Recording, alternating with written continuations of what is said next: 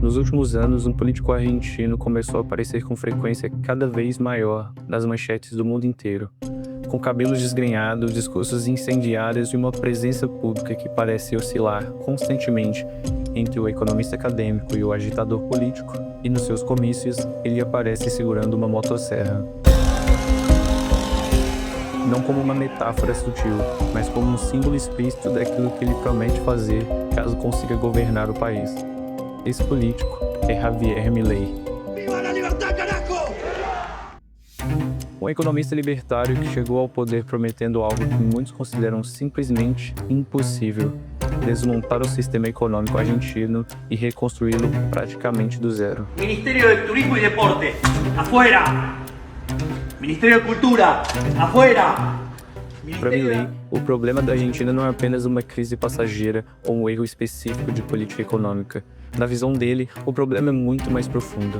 O sistema inteiro estaria quebrado. Durante seus discursos, Milei repete algumas ideias, quase obsessivamente.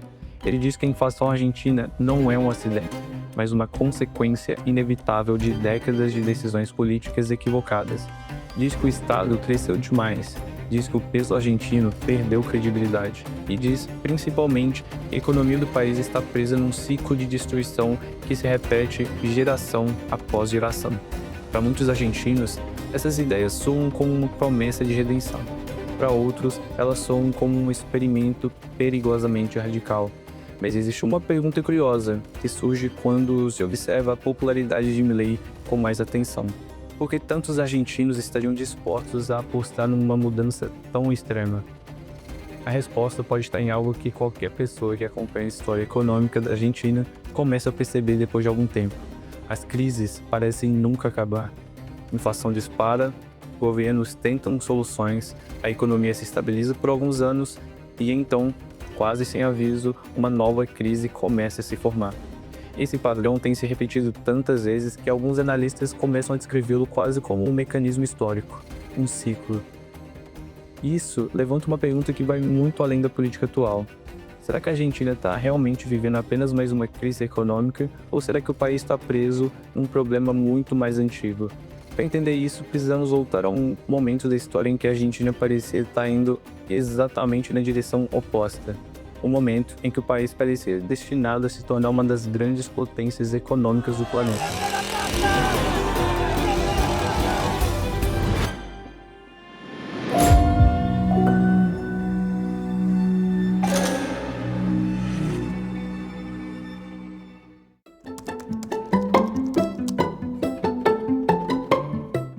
Existe um detalhe sobre a história argentina que muitas pessoas fora do país simplesmente não conhecem. No começo do século XX, a Argentina não era um exemplo de crise econômica. Era exatamente o contrário. Durante algumas décadas, o país foi considerado uma das economias mais promissoras do mundo. A combinação parecia perfeita. O território possuía algumas das terras agrícolas mais férteis do planeta, capazes de produzir carne, trigo e grão em volumes gigantescos. Ao mesmo tempo, a expansão do comércio global criou uma demanda enorme por alimentos. A Argentina rapidamente se transformou em um dos maiores exportadores agrícolas do mundo. Navios carregados de carne e grãos partiam constantemente dos portos argentinos em direção à Europa. Investidores estrangeiros, especialmente britânicos, começaram a financiar a estrutura do país. Ferrovias foram construídas ligando áreas rurais aos portos, e cidades cresceram rapidamente. Entre o final do século XIX e o início do século XX, milhões de imigrantes europeus chegaram até a Argentina. Italianos, espanhóis e outros grupos atravessaram o oceano acreditando que estavam indo para um lugar onde seria possível construir uma nova vida.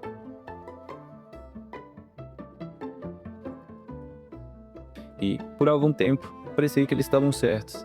Em 1913, a renda média da Argentina estava entre as mais altas do mundo. Algumas estimativas indicam que o país estava entre as 10 economias mais ricas do planeta, em termos de renda per capita. Buenos Aires começou a ser comparada a grandes capitais europeias. Cafés, teatros, avenidas largas reforçavam a sensação de que aquele país do sul estava se tornando algo raro na história das nações jovens, uma potência emergente. Curiosamente, o próprio Javier Milei costuma citar esse período em seus discursos. Nos começos do século XX, nós éramos o facho de luz do Ocidente. Nossas costas recebiam de braços abertos a milhões de imigrantes fugidos de uma Europa arrasada em busca de um horizonte de progresso. Infelizmente, decidiu-se que esse modelo seria abandonado, um modelo que nos enriqueceu, e abraçaram as ideias empobrecedoras. Ele costuma lembrar que a Argentina já teve entre as economias mais ricas do mundo e usa esse fato como argumento para afirmar que o declínio do país não era inevitável. Mas será que ele estava certo? Bom, talvez podemos encontrar essa resposta voltando um pouco no início do século XX.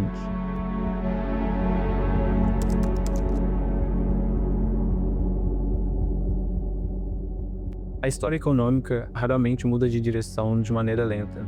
Muitas vezes ela muda depois de choques externos que nenhum país consegue controlar.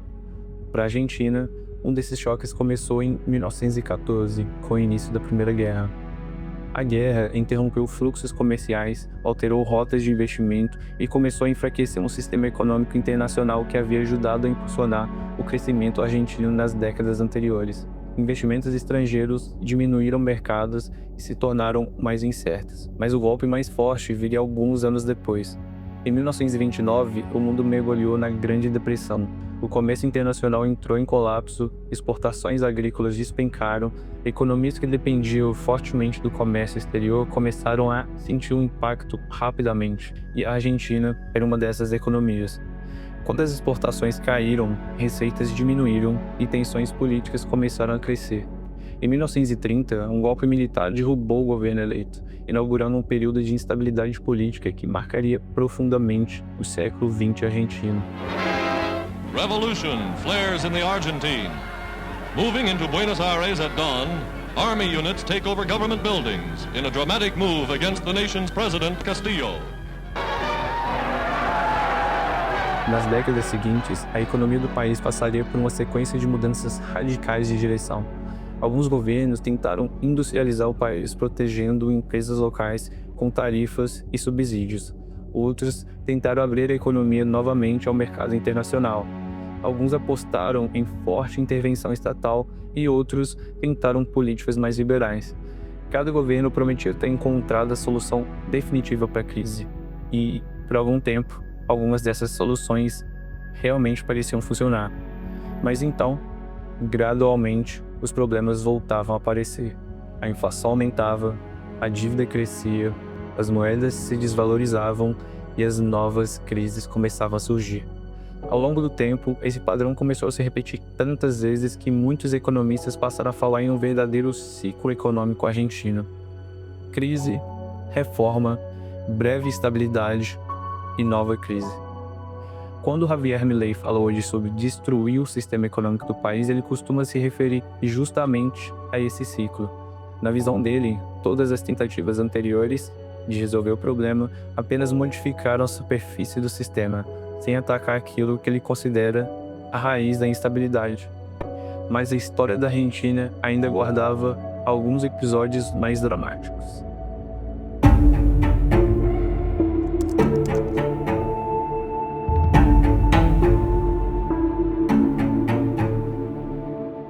Nas últimas décadas, a economia argentina continua enfrentando alguns dos problemas que começaram a aparecer no século XX. A inflação elevada voltou várias vezes, crises cambiais reapareceram, governos sucessivos tentaram diferentes combinações de políticas econômicas, frequentemente alternando entre maior intervenção estatal e reformas de mercado. Para muitos argentinos, a sensação passou a ser de que o país estava permanentemente tentando consertar algo que nunca se estabilizava completamente. Fernandes recebeu da gestão de Maurício Macri um país com cifras desafiadoras. Alta inflação e desemprego, 35% de pobreza e 57 bilhões de dólares de dívida com o Fundo Monetário Internacional. E foi nesse contexto que Milei apareceu como uma figura política nacional. Em vez de prometer ajustes graduais, ele passou a defender mudanças muito mais radicais. Cortes profundos de gastos públicos, reformas monetárias, redução drástica do tamanho do Estado. Para muitos apoiadores, essa ideia representava até então uma tentativa de quebrar o ciclo histórico da Argentina. E já para os opositores, sempre representou um experimento arriscado e também começou a produzir consequências negativas e escândalos de corrupção. Uma série de denúncias contra aliados e integrantes do governo, a insatisfação popular com a situação social e econômica da Argentina e até um ataque a pedradas durante um comício vem abalando a imagem de Milei. Um candidato que surpreendeu o país e o mundo ganhando uma eleição presidencial com um forte discurso anticorrupção, viu, em agosto, o seu governo ser acusado de receber propina. Áudios vazados do presidente da Agência Nacional de Pessoas com Deficiência sugeriam que Karina Milei, a irmã do presidente, cobrava uma comissão da indústria farmacêutica para que o governo comprasse os medicamentos das empresas. Talvez o aspecto mais curioso de toda essa história seja que a Argentina nunca deixou de tentar resolver seus próprios problemas. Ao longo de mais de um século, o país experimentou diferentes modelos econômicos, diferentes governos e diferentes estratégias de desenvolvimento. Alguns funcionaram por um tempo, outras falharam amargamente. Agora, mais uma vez, a Argentina parece ter entrado numa nova fase da sua crise espiral, dessa vez com o rosto de Javier Milei, que, a essa altura, enfrenta grandes dificuldades de produzir a estabilidade e o crescimento que tanto prometeu. E a pergunta que fica é, será que a Argentina está prestes a escrever mais um capítulo da mesma história? Uma história que muitos já descrevem com 3 simples palavras: crise sem fim.